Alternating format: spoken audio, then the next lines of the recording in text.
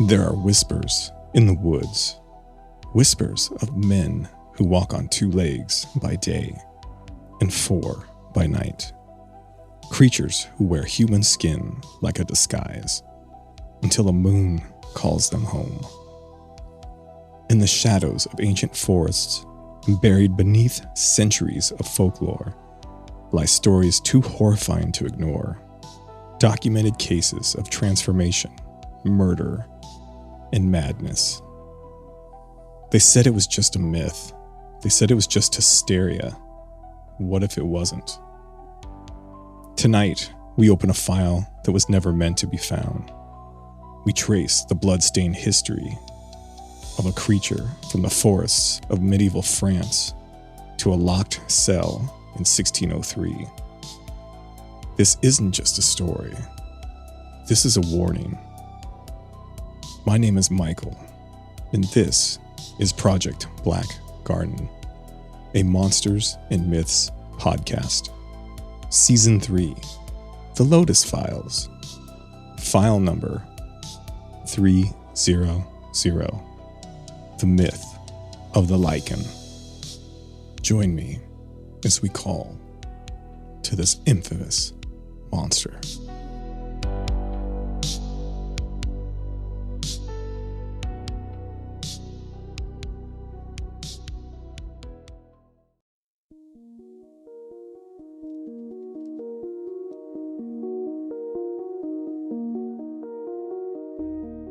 The myth in history of the Lycan, or better known as the lycanthrope, more commonly known as the werewolf, are rich, ancient, and span numerous cultures and centuries.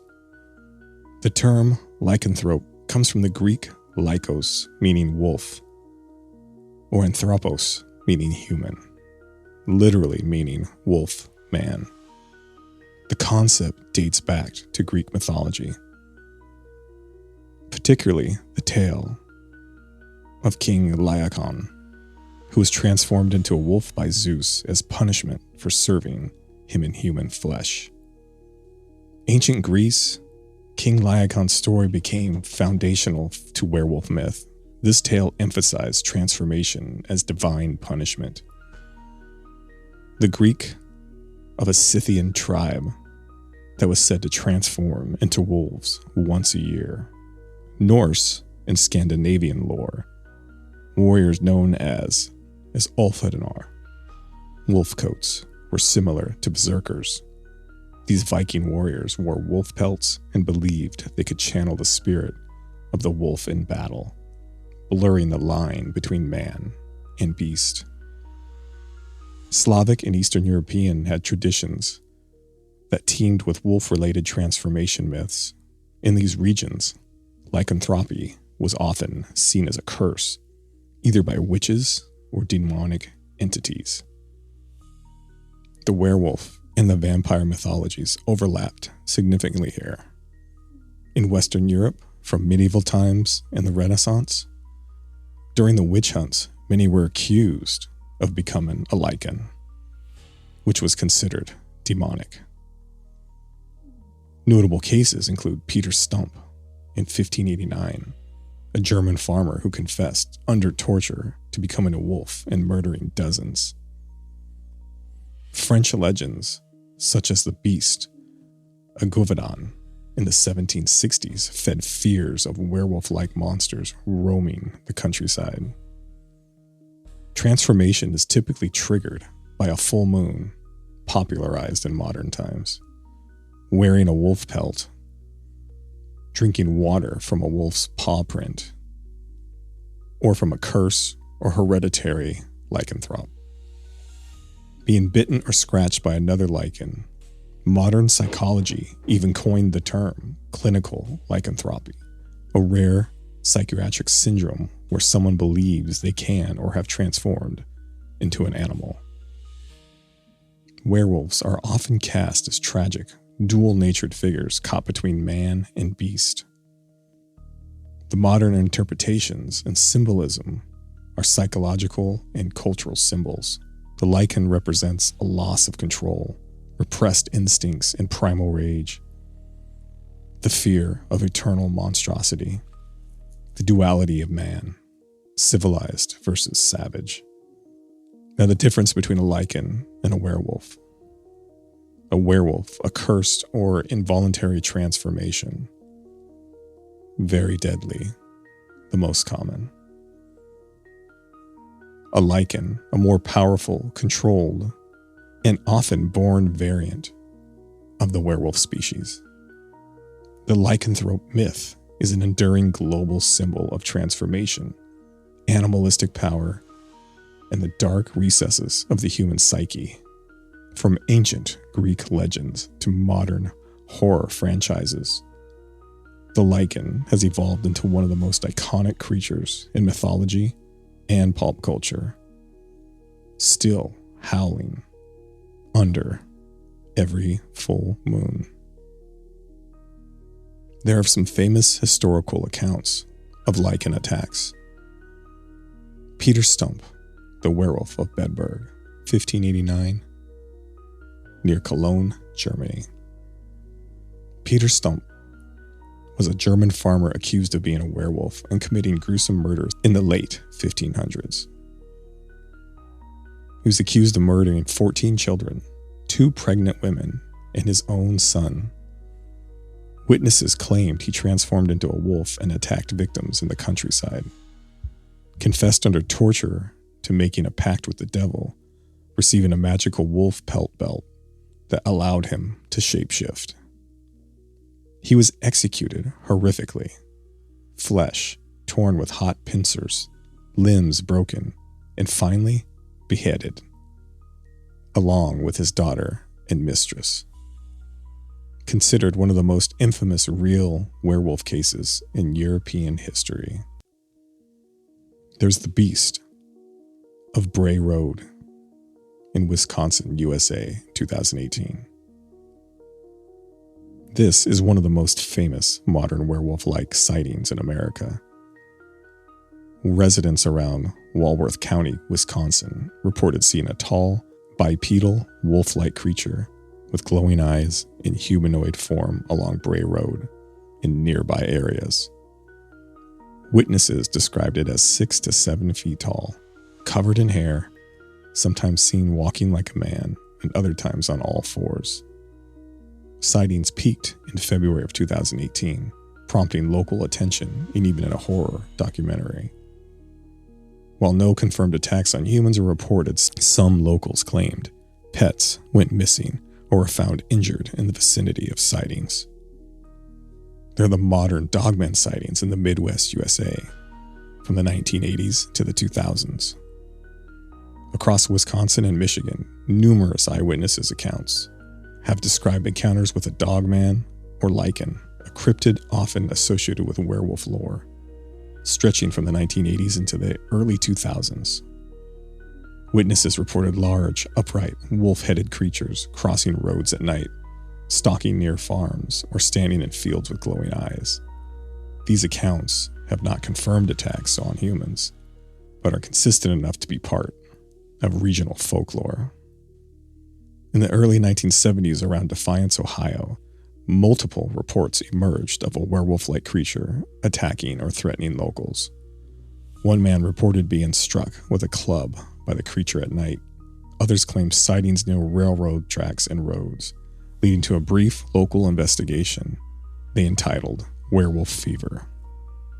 No physical evidence of confirmed casualties related to a supernatural creature were ever documented, but the story persists in local lore and newspapers from the era.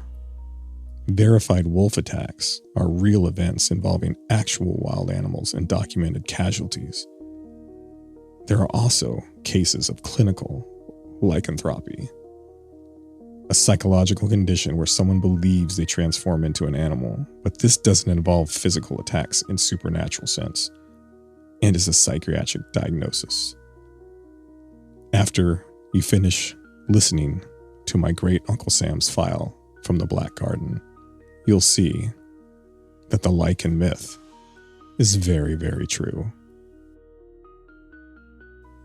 It has been controlled and hidden for hundreds of years. as the more popular version of a werewolf has taken the public's imagination. So, fellow gardeners, are you ready?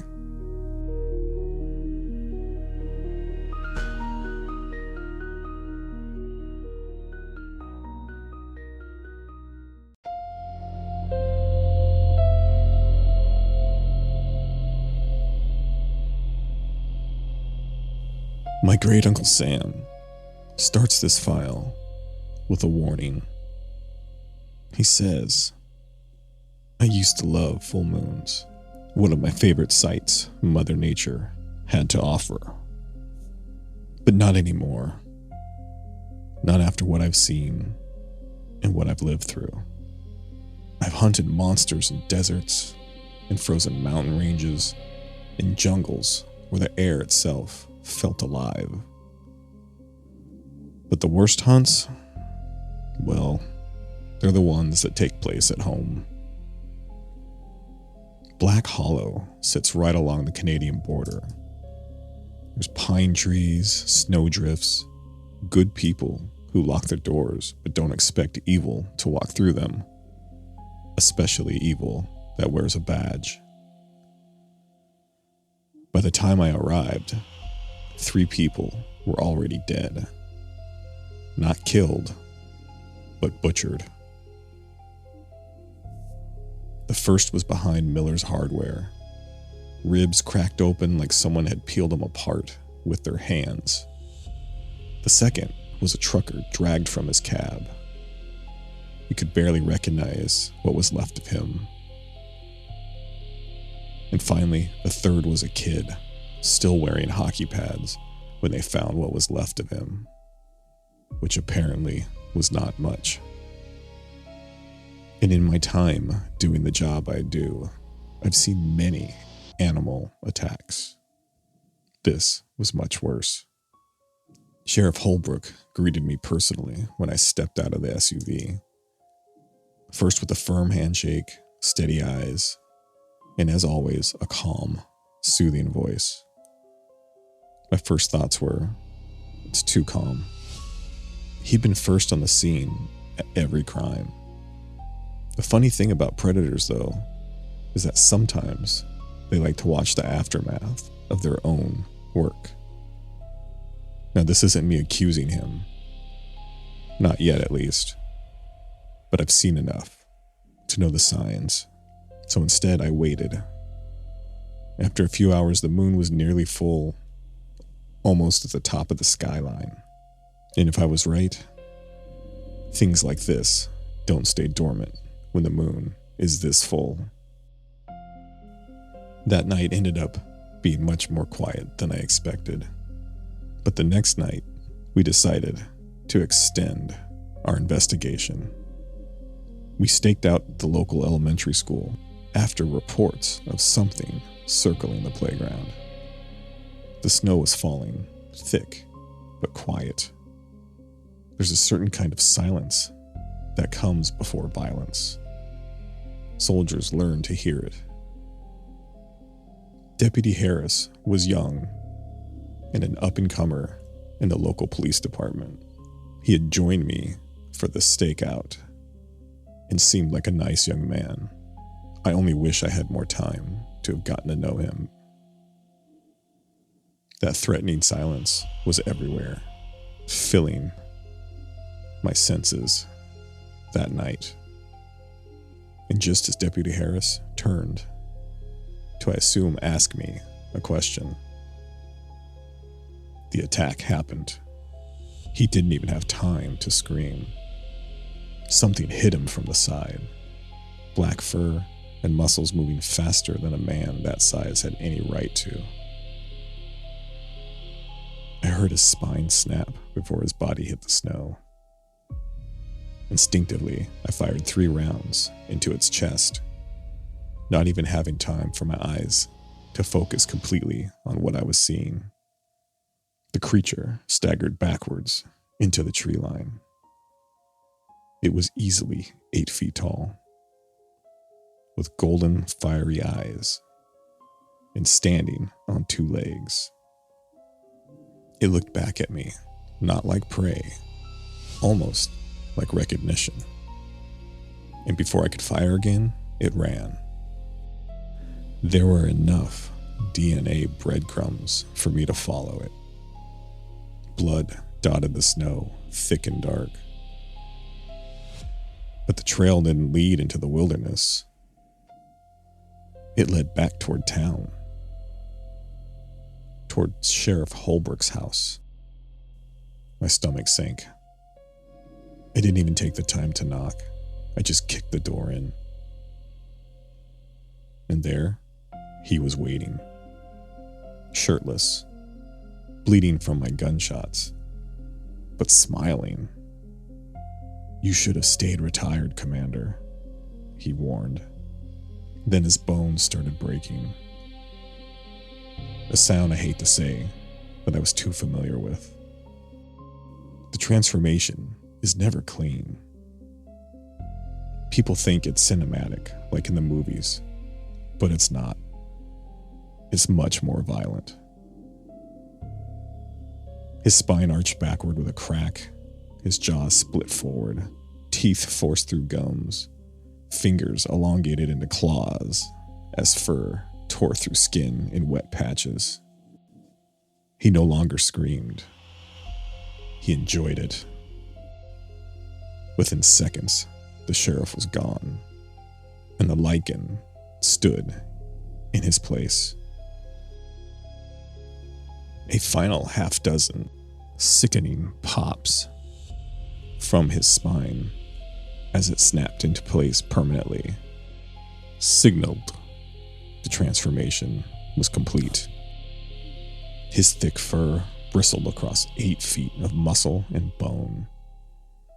His uniform pants tore away as his legs bent backward at the knee. The badge on the floor caught the moonlight for a split second before a claw crushed it into the hardwood. I barely had time to roll aside before the Lycan's first attack came at me. Its clawed fist whistling just past my neck. The impact of its first strike punched through the floorboards. Not scratched, not dented, through. I scrambled with my ribs grinding in my chest. I reached for my pistol, but I was too slow. The Lycan kicked me across the room. I slammed into the kitchen counter. The granite shattered, and something in my shoulder popped loose. This seemed to please the sheriff, as he began to stalk forward, slowly now, filling with confidence. Blood from the gunshots leaked down his torso, but the wounds were beginning to knit themselves closed, his muscles reweaving before my very eyes. The Lycan snarled, "You were always a hunter." The voice was layered, man and animal fighting for dominance. "Now you get to know how it feels." He lunged forward again. I managed to grab a broken table leg and jammed it upward. The splintered wood pierced through the Lycan's side. Not deep enough to kill him, but enough to make it roar in hatred and pain. The sound shook the windows. And suddenly, it backhanded me. I flew back with my vision flashing white as I fought every instinct to pass out. My jaw clenched shut, teeth cracking in the back of my mouth. But before I could recover, the Lycan was on me, its claws pinning my arms to the floor. The messy splinters from before dug into the back of my neck, and it hauntingly lowered its jaws just inches from my face. The smell of copper and rot flooded my lungs. A smell I've dealt with before, but hated every time. But then a howl came. Not from the sheriff, and not from outside, but from inside the house. Suddenly, the front wall detonated into a spray of timber and drywall as another Lycan-like creature hit the room like a missile. It didn't hesitate. It tackled the sheriff Lycan mid-bite, sending both the beasts crashing through the staircase. Wood snapped and broke everywhere. The splintered railing twisted around their bodies as they rolled in a tangle of fur and blood. As I caught my breath, they separated and began to circle each other. And that's when I got my first look at the new intruder. Or should I say, a familiar face. Bowie, my second in command and best friend, who had succumbed to a werewolf bite during a mission years before. The government insisted we hunt him down and stop him, and I insisted that they go fuck themselves. I tried to keep tabs on my best friend after he had turned, but I found that almost impossible and gave up on him and ever saving him many years ago. Apparently, though, he had been doing the same, and thank God he had been keeping tabs on me. Bowie was larger. He had broader shoulders, one eye rimmed with an old scar from a mission long ago. But Holbrook seemed to be faster. The sheriff Lycan darted in low, its claws slicing across Bowie's chest. His furry flesh tore open and dark blood splashed across the ceiling. But Bowie didn't retreat. Just like he used to be. He never backed down. He got the sheriff's forearm in his jaws and bit down. The bone splintered immediately. The Lycan howled and drove a knee into Bowie's ribs hard enough to cave drywall behind them. They slammed into the kitchen. Cabinets exploded, and glass rained down like shrapnel. I managed to drag myself behind an overturned island. I was coughing blood now, but watching these two apex predators dismantle a house piece by piece, only growing angrier by the second. Sheriff Lycan lunged again, this time aiming for the Bowie werewolf's throat. But Bowie twisted at the last second. The sheriff's claws ripped into his shoulders instead, and his tendons snapped audibly. Bowie roared, but not in pain, just in a new rage. The last time I've seen him in this form, he was not this strong, or this ferocious. In the years he's been lost to me, he has fully succumbed to his curse.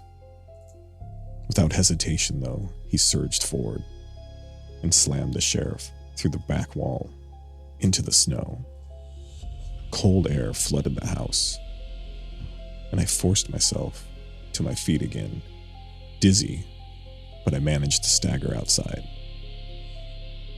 Under the moonlight, the fight became something ancient, primal. The two Lycans collided in the yard, snow exploding around them. Each strike left gouges in flesh that steamed in the freezing air. Sheriff Holbrook raked his claws across Bowie's face, nearly taking his good eye. But the Bowie werewolf responded by grabbing the sheriff by the spine and slamming him into the frozen ground again and again until the earth cracked beneath them. But the sheriff adapted quickly. He managed to roll and get behind Bowie, sinking his teeth deep into his neck. It caused Bowie to stagger, and for a moment, my heart dropped. Sheriff Holbrook shook violently, trying to tear Bowie's throat out. But that only seemed to make Bowie stronger. Bowie reached back blindly and found the Lycan sheriff's jaw. With no hesitation, he pulled, and at first there was resistance, followed by a wet, tearing snap. Sheriff Holbrook, in his damaged Lycan form, stumbled backward, his lower jaw hanging by threads. But he was still alive and still coming forward. Even mutilated, the Sheriff Lycan charged again, with pure feral instinct overriding the necessity for survival. But my old friend and now werewolf Bowie met him head on. This time, there was no finesse, no strategy, just beastly brutality. They locked together, claws punching through ribs, teeth snapping inches from eyes. The snow turned black beneath them. Amazingly, the sheriff drove Bowie backward towards me, toward the house again. It was obvious he was pushing him toward a broken length of exposed rebar from one of the collapsed walls. I saw that immediately, and Bowie apparently saw it too.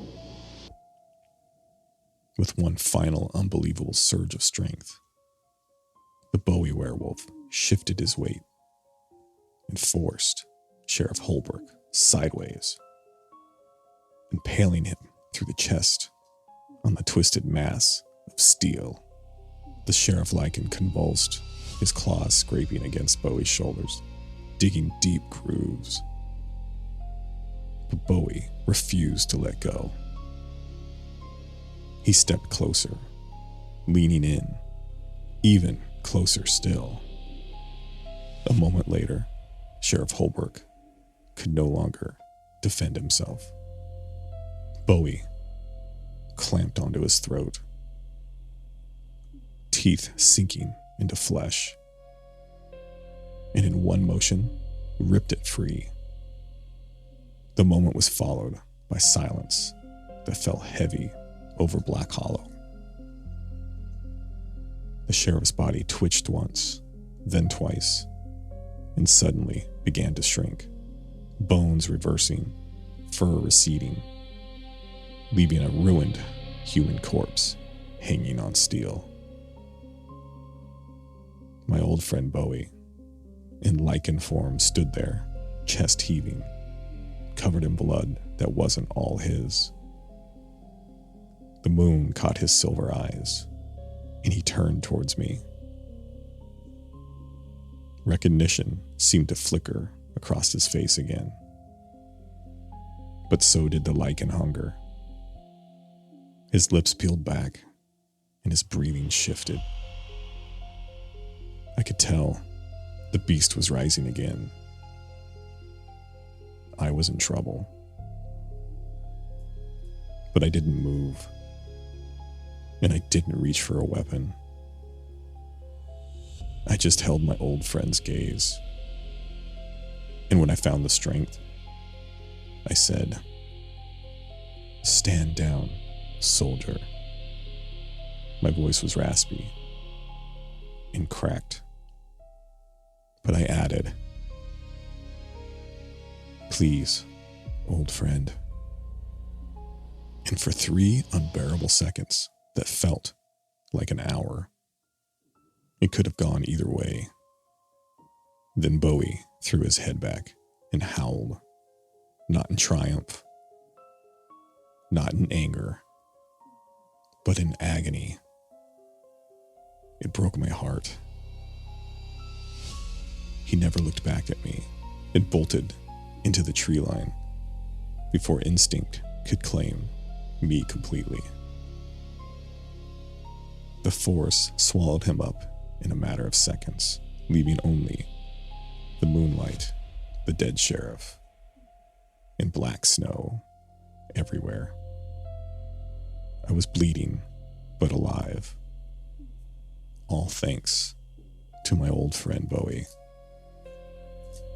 I let out a long sigh and made my way back to the house to call for backup, knowing this ancient Lycan war was far from over.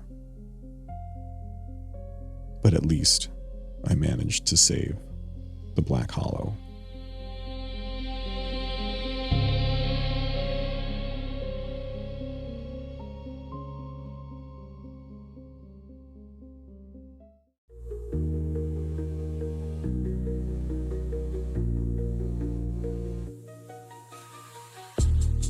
All right, gardeners, I just wanted to take a moment as we finish up season 3 to thank each and every one of you that has taken the time to listen and support this channel. When I started this journey, I didn't know where it would lead or how many of these files I could share. But with your support and kindness and the stories and experiences you have shared with me, I know there's many more seasons left in me. I haven't even put a dent the amount of files I have in front of me. And that is why I will return. I don't know how long it'll be in between seasons, but I will be back with new creatures, new mysteries, and maybe a few surprises. So please, like, follow, and share this podcast with all those who may need it or who may enjoy it. And prepare yourselves for season 4, the Nightshade Files. As always, I'm your humble host, Michael, and you've been listening to Project Black Garden, a Monsters and Myths podcast. This has been Season 3, The Lotus Files. Remember, I want to believe the unbelievable, and I'm here to tell your story. So for the last time this season, I'll leave you with: monsters are real, and sometimes they wear a friend's face.